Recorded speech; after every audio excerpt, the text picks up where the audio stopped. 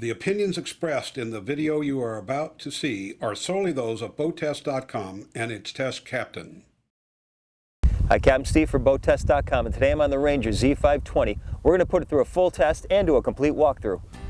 One of the main things that our tests have shown that separate Ranger boats is their superb handling capabilities.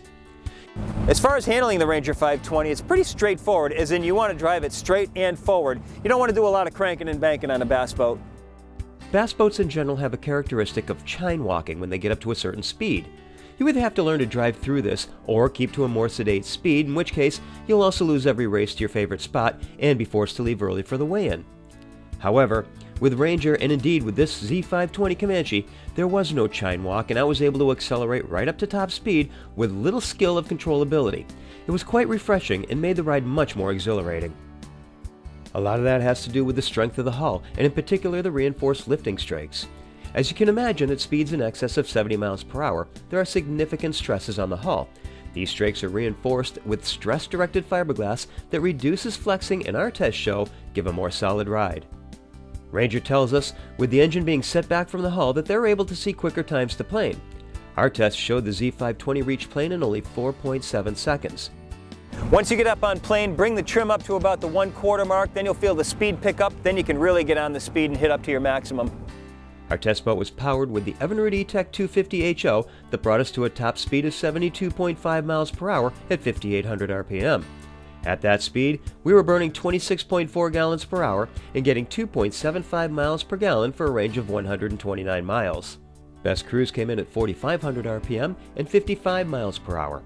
Now we were burning 14 gallons per hour and getting 3.93 miles per gallon for a range of 184 miles. Most interesting was the fact that the best cruise figure wasn't far off from the range numbers for 3,000 RPM on up to the best cruise of 4,500 RPM.